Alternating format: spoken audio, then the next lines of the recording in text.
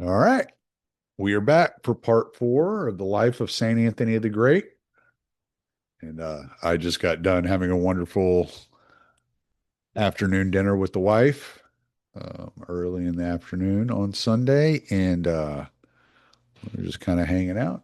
So I got in here so I could record this for you guys. I hope y'all are enjoying everything. Don't forget, go to scotthortonacademy.com because Scott Horton has started his own academy where there are right now, I think, four different lessons available, and there's soon to be, from what Scott says, about six or seven more coming in the next year. So go over to Scott Horton Academy, get signed up, and look for those holiday discounts and all that good jazz. ScottHortonAcademy.com. And if you're not already listening to me at TommySalmons.com, go to TommySalmons.com to keep up with everything that I'm doing at my Substack because there's a lot of stuff coming that is not released yet and will not be released on the podcast platforms or at the Libertarian Institute. I'm doing all kinds. I'm going to start working on all kinds of projects because I got to get myself and my wife financially ready to go to move for the big move to South Africa. And so we're going to be starting to amp up a lot of different projects here at TommySalmons.com for the Substack. So, but anyway, let's jump into part four. It's a pretty short section of the story, and there will be two more parts after that. Well, part five and part six. So, but when he saw himself beset by many and not allowed to withdraw himself according to his intent as he wished, fearing that either he should be puffed up because of the signs which the Lord wrought by him, or that some other should think of him above what he ought to think, he considered and set off to go into the upper Thebaid among those to whom he was unknown. Therefore, having received loaves from the brethren, he sat down by the bank of the river, looking whether a boat would go by, that having embarked thereon, he might go up the river with them. While he was considering these things, a voice came to him from above, Anthony, where are you going and why? He was in no way disturbed, but as he had been accustomed to be called often thus, gave ear to it and answered, saying, since the crowds don't permit me to be still, I want to go into the upper Thebaid because of the many hindrances that come upon me here, and especially because they demand of me things beyond my power.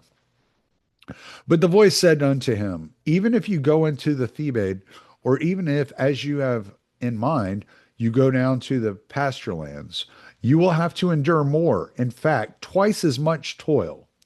But if you wish really to have Hezekiah, depart now into the inner desert. Anthony asked, who will show me the way, since I do not know it? Immediately the voice pointed out to him Saracens about to go that way. So Anthony approached and drew near them and asked that he might go with them into the desert. And they, as though they had been commanded by providence, received him willingly. Having journeyed with them 3 days and 3 nights, he came to a very lofty mountain. And at the foot of the mountain ran a clear spring, whose waters were sweet and very cold. Outside there was a plain and a few wild date palm trees. Anthony then, moved by God, as it were, loved the place, for this was the spot which he who had spoken with him by the banks of the river had pointed out. So having first received loaves from his fellow travelers, he abode in the mountain alone, no one else being with him. And recognizing it as his own home, he remained in that place. The Saracens, having seen the earnestness of Anthony, purposely used to journey that way and joyfully brought him loaves, while now and then the palm trees also offered him a little frugal consolation. Later, when the brethren learned of the place, they would take care to send him bread, like children mindful of their father. But when Anthony saw that the bread was the cause of trouble and hardships to some of them, to spare the monks this, he resolved to ask some of those who came to bring him a spade, an axe, and a little corn. And when these were brought, he went over the land round the mountain, and having found a small plot of suitable ground, tilled it, and having a plentiful supply of water for watering, he sowed. He did this every year and got his bread from it, rejoicing that thus he would be troublesome to no one and keep himself from being a burden to anybody. Later, seeing that people were coming, he again cultivated a few vegetables, that he who came to him might have some slight solace after the labor of that hard journey. At first, however, the wild beasts in the desert, coming because of the water, often injured his seeds in husbandry. But he, gently taking hold of one of them, said to them all, "Why do you hurt me when I hurt none of you? Depart, and in the name of the Lord do not come near this spot." And from that time forward, as though fearful of his command, they no longer came near the place. So he was alone in the inner mountain, spending his time in prayer and ascetical discipline. And the brethren who served him asked that they might come every month and bring him olives, legumes, and oil, for by now he was an old man. There he passed his life and endured such great wrestlings, not against flesh and blood, as it is written, but against opposing demons, as we learn from those who visited him. For there they heard tumults, many voices, and as it were, the clash of arms. At night they saw the mountain become full of wild beasts, and him also fighting as though against visible beings, and praying against them. And those who came to him he encouraged. While kneeling, he contended and prayed to the Lord. Surely it was a marvelous thing that a man alone in such a desert feared neither the demons who rose up against him, nor the fierceness of the four-footed beasts and creeping things. In truth, as it is written, he trusted in the Lord at Mount Sion, with a mind unshaken and undisturbed, so that the demons paradoxically fled from him, and the wild beasts kept peace with him, as it is written. The devil therefore observed Anthony, and as David says in the Psalms, gnashed his teeth against him. But Anthony was consoled by the Savior and continued unhurt by his wiles and various devices.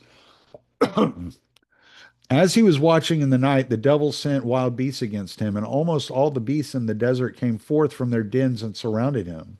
He was in the midst, while each one threatened to bite.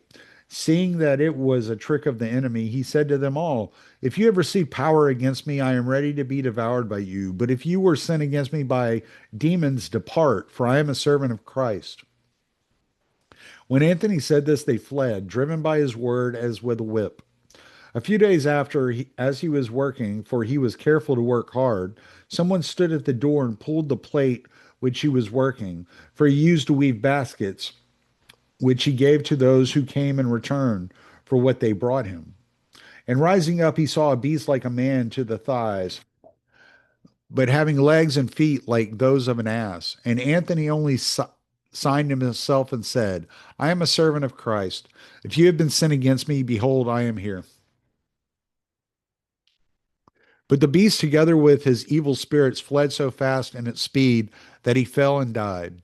The death of the beast was the fall of the demons, for they strove in all manner of ways to lead Anthony from the desert and were not able.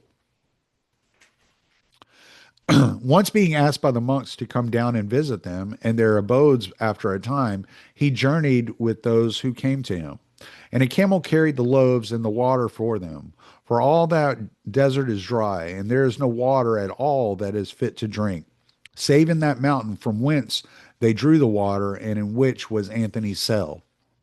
So when the water failed them on their way, and the heat was very great, they all were in danger. Having gone round the area and finding no water, they could walk no further, but lay on the ground, and despairing of themselves, let the camel go. When the Gironda saw that they were all in danger, he groaned heavily and departed a little way from them, knelt down and stretched forth his hand and prayed. Immediately the Lord made water to well. Uh, Immediately the Lord made water to well forth where he had been praying. And so all drank and were revived. Having filled their bottles, they sought the camel and found it, for the rope happened to have caught in a stone, and so was held fast. Having led it and watered it, they placed the bottles on its back and finished their journey in safety. When he came to the outer cells, all greeted him, looking on him as a father. And he too, as though bringing supplies from the mountain, refreshed them with his words and gave them a share of spiritual profit. Again, there was joy in the mountains, zeal for improvement, and consolation through their mutual faith. Anthony also rejoiced when he beheld the earnestness of the monks, and that his sister, grown old in virginity, also was the leader of the other virgins. So after some days, he went in again to the mountains. Henceforth, many resorted to him, and others who were suffering ventured to come. To all the monks, therefore, who came to him, he continually gave his this precept: trust in the Lord and love him. Keep yourselves from impure thoughts and fleshly pleasures. And as it is written in the Proverbs, be not deceived by the fullness of the belly. Pray continually. Flee vainglory. Sing psalms before sleep and on awakening. Repeat by heart the commandments of Scripture. Be mindful of the works of the saint, so that your souls, being put in remembrance of the commandments, may be brought into harmony with their zeal. He especially counseled them to meditate continually on the apostles' word. Let not the sun go down upon your wrath. He considered this was spoken regarding the commandments in general, and that the sun should go down neither on our wrath nor on any other sin of ours. For it is good and needful that neither the sun should condemn us for an evil by day, nor the moon for a sin by night, or even for an evil thought, that this state may be preserved in us. It is good to hear the apostles and keep his words. For he says, try your own selves and prove your own selves. Daily, therefore, let each one take from himself the record of his actions, both by day and night.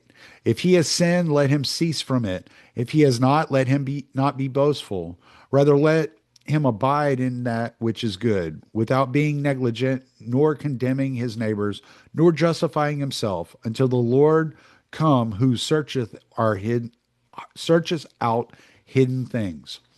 As saith the blessed apostle Paul, for often unawares we do things that we know not of, but the Lord sees all things. Therefore, committing the judgment to him, let us have sympathy one with another. Let us bear each other's burdens, but let us examine our own selves and hasten to fill up that in which we are lacking.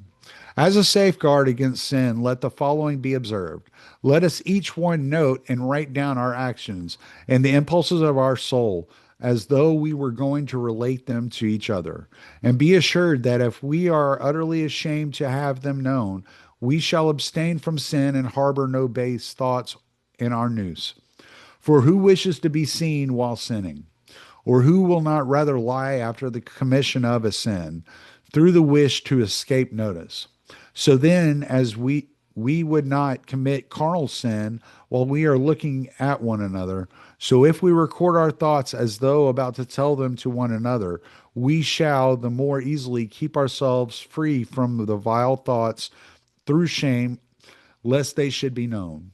Therefore, let that which is written be to us in place of the eyes of our fellow hermits, that blushing as much to write as if we had been caught, we may never think of what is unseemly.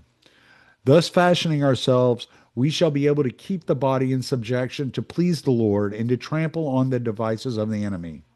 This was the advice he gave to those who came to him. With those who suffered, he sympathized and prayed, and often the Lord heard him on behalf of many. Yet he did not boast when he was heard, nor did he murmur if he were not.